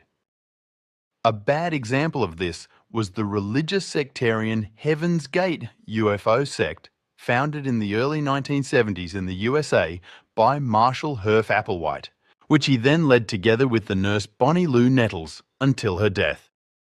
The members of the cult were under the delusion of being extraterrestrials themselves, and the collective suicide of most of them took place in 1997 during the appearance of Comet Hale-Bopp. In preparation for their suicide, they drank lemon juice to ritually cleanse their bodies, believing that their suicide would also contribute to the growth of the internet because the members of the sect were web designers. Death was ultimately brought about by taking phenobarbital mixed with apple juice and vodka. The 39 dead bodies of cult members were found in March 1997 in a rented villa in Rancho Santa Fe community north of San Diego, California. The dead bodies lay in bunk beds, neatly covered with purple blankets and shoes with the same new Nike trainers. All of them also had luggage and money for the journey in the UFO or spaceship with them. The whole thing caused a big sensation worldwide. Applewhite convinced 38 of his followers to commit mass suicide because this was the way to send their souls on a journey in a UFO or spaceship. The spaceship was supposed to be located behind the comet and fly after it. Marshall Herff, Applewhite, 1931, 1997, worked as a church musician and was the son of a Presbyterian preacher. However, due to health problems of a psychological nature, he was released in 1970. A year later, because he was homosexual, he tried to be cured of his illness in a hospital. There he met the nurse Bonnie Lou Nettles, who was born in 1927 and died in 1985. The two stayed together after they met until Nettles' death. Both were interested in astrology and also believed to have known each other in previous lives. In their religious delusion, they saw themselves surrounded by various spirits and guardian angels. And according to their delusion, which also referred unrealistically to UFOs, they founded their fanatical UFO sect and called themselves The Two, later also Bo and Peep, as well as Winnie and Pooh, etc. In the following years, they gathered a small following around them and became widely known. First they called their UFO sect Guinea Pig, then Him Human Individual Metamorphosis, then TOA Total Overcomers Anonymous. Finally, they named their sect Heaven's Gate. The sect structure of Heaven's Gate was similar to a medieval monastic order, where the members of the sect abandoned all private property and privacy, lived ascetically, and did, performed, and undertook everything collectively. They lived in a villa which was fully equipped with technical surveillance facilities, so that all members could be closely monitored.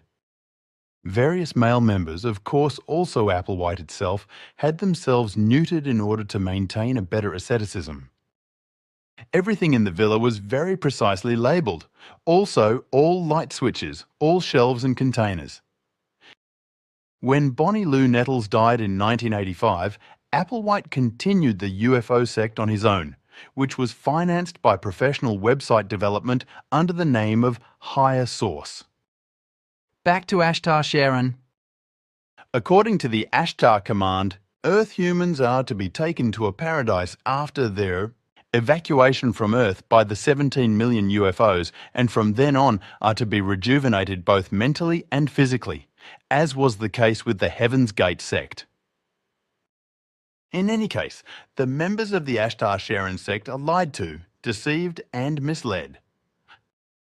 At present, 144,000 light beings from the Santinians are said to live on Earth.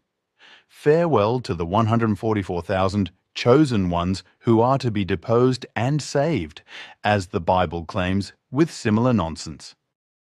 If the alleged evacuation with UFOs is compared to the biblical rapture, an analogous story emerges, except that the saviors mentioned in the Bible have nothing to do with UFOs and Ashtar Sheran. According to the Ashtar command, thousands of Santinians are said to have incarnated on Earth, although not everyone is aware of this, so many of them will only later realize where they really came from. Although there is only the Earth in the whole solar system, which is inhabited by human beings and many other life forms, Ashtar Command claims that the whole solar system is inhabited. This is scientifically already today a complete nonsense, whereby the whole thing reminds of the charlatanism of Georg Adamski with his human beings from Venus, as well as of Jakob Lorber, who described the huge gas planets as the habitat of human beings, etc. The Ashtar Command also claims that the Earth must soon be transformed into a new plane of existence. That the whole solar system should be animated, as the Ashtar Command claims, is an astronomical impossibility, as already every child capable of understanding and reason knows. But nevertheless, the followers of Ashtar Sheran, who died long ago in the Dal universe, still maintain the idiotic nonsense of a sol system that is animated throughout. And what is more, the Santinians allegedly accuse the Earthlings of playing fast and loose with the Earth and its environment. Ashtar Sheran himself is hailed as the commander of love, who is also supposed to be the Son of Man announced by Jesus Christ.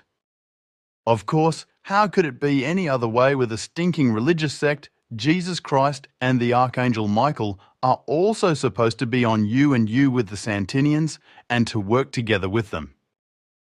Through this cooperation, the evacuation of the Earthlings should also come about one day, which should also be ordered by God's personality. That the Ashtar Command for the whole thing, probably to announce the evacuation, will use all the natural disasters and the evil worldly events to point out the future upheavals is to be expected. Ashtar Command promises peace, freedom, and spiritual perfection for the future based on the sect's philosophy that all human beings can recognize themselves as Santinians incarnate on Earth. This nonsense is especially dangerous for unstable human beings, because it is especially such unstable people who, according to their faith, fall into such nonsense and become unthinkingly and abysmally in bondage to it. It is not only adults who are at risk, but also children who are confronted with all this bottomless and irresponsible nonsense, and also fall into this and the delusion that there is a real meaning behind everything. If they come to the idea of being an extraterrestrial human being themselves, perhaps a Santine, so that they have to join like-minded people and show similar sectarian behavior. Contact Report 724. There is nothing wrong with that, and besides, it is my duty, laid upon me by Svath, to do so at the correct time, which has now come. I must, however, elaborate a little, and also include the 16th question of Mr.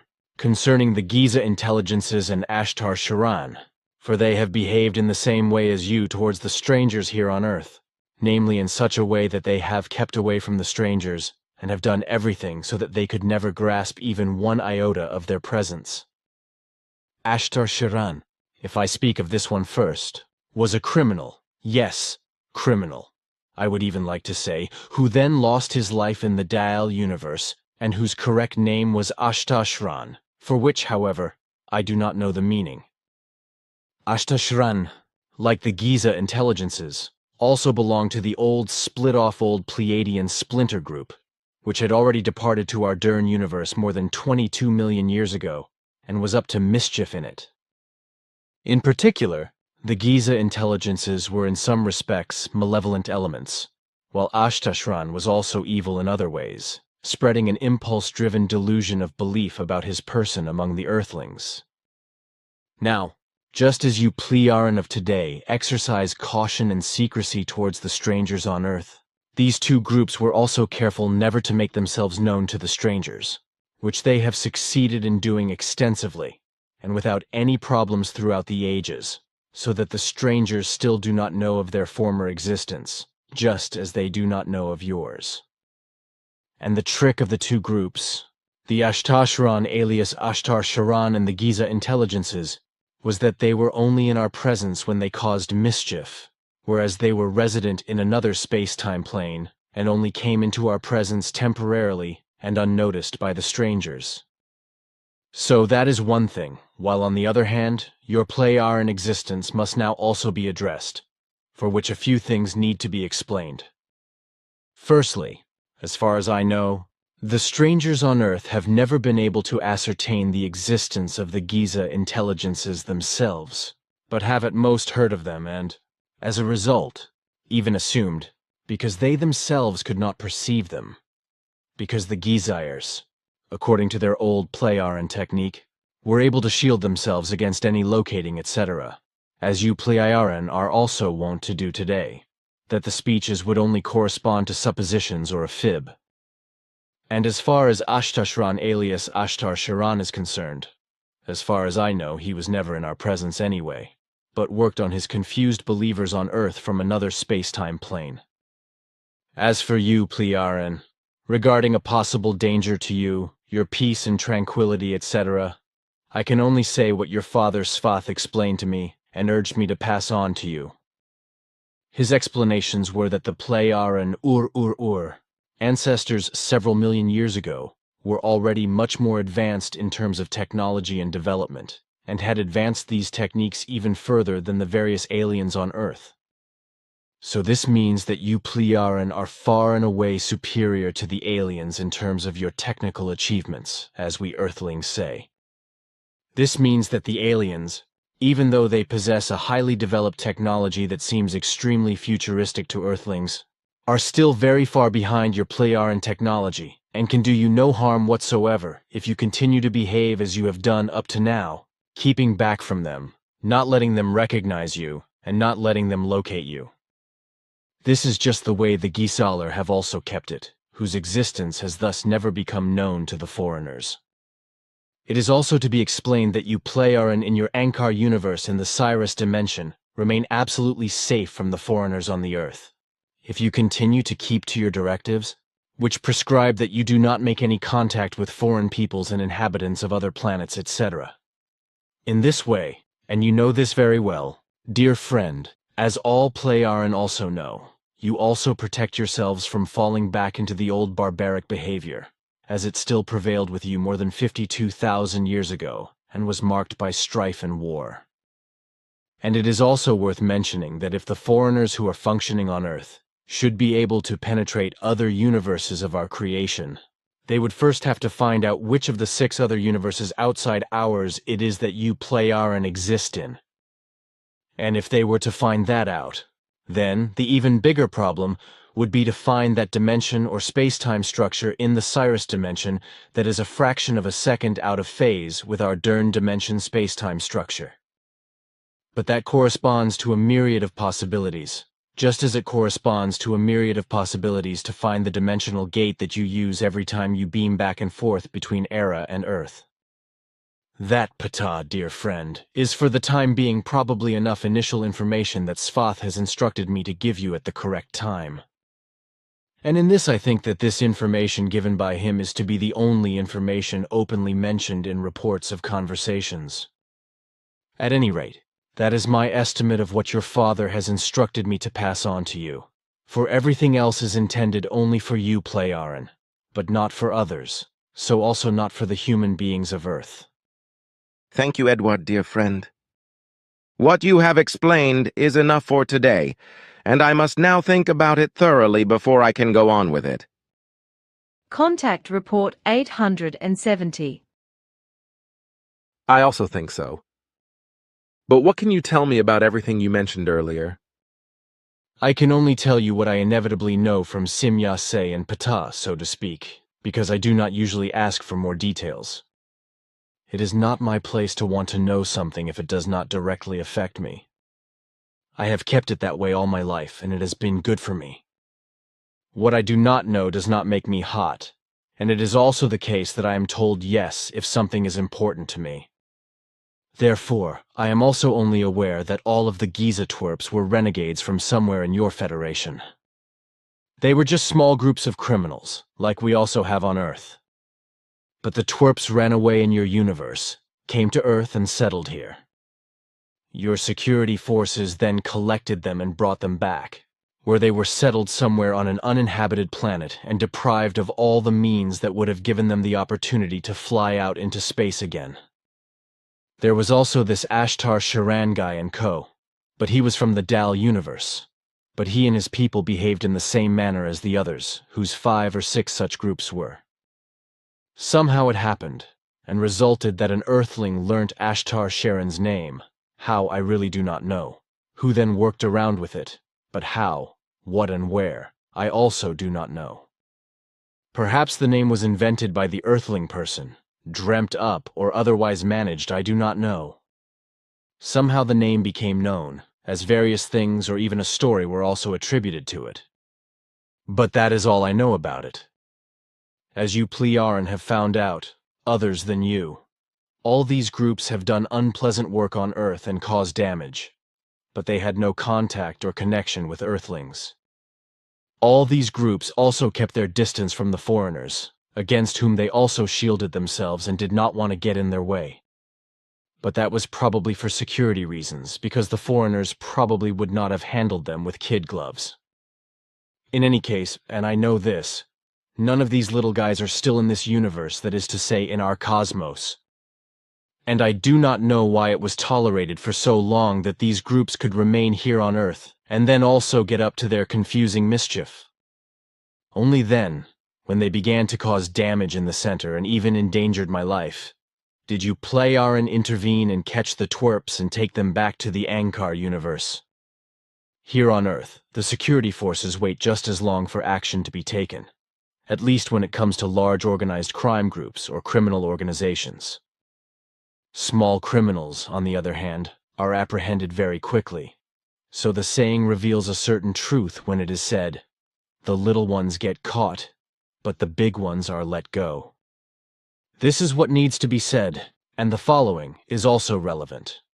When it is said that emigrants are from the Plearan or the Federation, they did not emigrate to this universe, but remained resident in the Ankar universe. This is also the case when artificial dimensional gates were created in the vicinity of us in solar systems known here. Only beyond our Milky Way have some from your Federation settled, but I have only minimal knowledge about this, except that this was hundreds of thousands of years ago.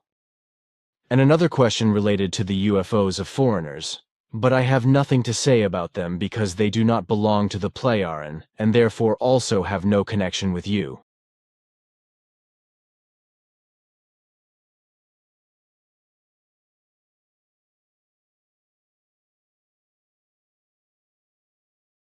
Settlement based on one man, one vote. But, he says, there are conditions. These include stopping the execution of all captured prisoners of war, allowing Europe to take part in negotiations, being arrested. In Australia, Mr. Kerry Packer's cricketers are still clinging to yesterday's High Court decision, which did ban on them playing in Test matches. This is the voice of Allah, representative of the Ashtar Galactic Command, speaking to you. For many years you have seen us as lights in the stars. We speak to you now to service you as we have done to your brothers and sisters all over this, your planet Earth. We come to warn you of the destiny of your race and your world so that you may communicate to your fellow beings the course you must take to avoid the disaster which threatens your world and the beings on other worlds around you. This is in order that you may share in a great awakening as the planet passes into the new age of Aquarius. The new age can be a time of great peace and evolution for your race, but only your rulers are made aware of the new forces that can overshadow their judgments. Be still now, and listen, for your chance may not come again.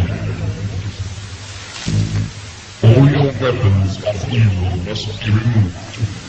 The time for conflict is now past, and the race of which you are a part may proceed to the higher stages of its evolution, if you show yourselves worthy to do this. You have but a short time to learn to live together in peace and goodwill. Small groups all over the planet are learning this, and exist to pass on the light of the dawning new age to you all. You are free to accept the makes a kitchen portal makes one this wide. Many go as wide as this. Then they run out. Here now, the voice of Vrillon, representative of the Ashtar Galactic Command, speaking to you. Be aware also that there are many false prophets and guides at present operating on your world. They will suck your energy from you, the energy you call money, and will put it to evil ends, giving you worthless dross in return. Your divine self will protect you from this. You must learn to be sensitive to the voice within you, that can tell you what is true and what is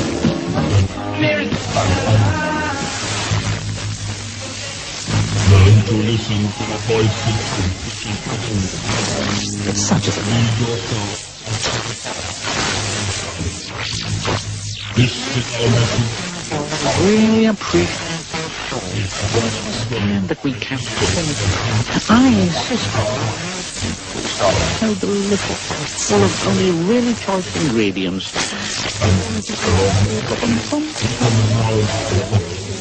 I can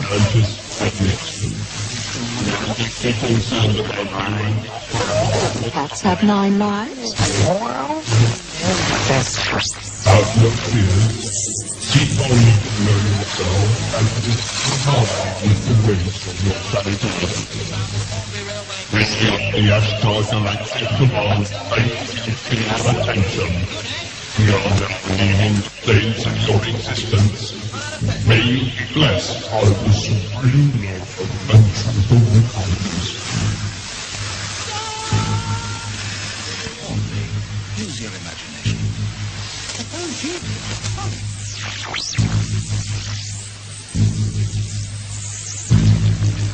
I just wanted to say thank you for tuning in, and if you would like to support me, you can go to my channel, hit the About page and scroll down, and you'll see the links on the very bottom. Very bottom right is support small business and donate.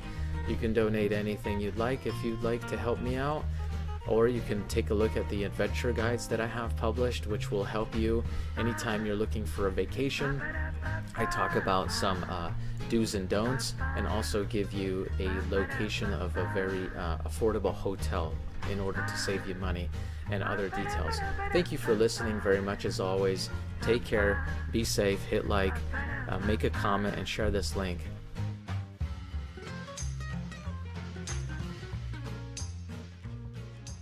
Thank you.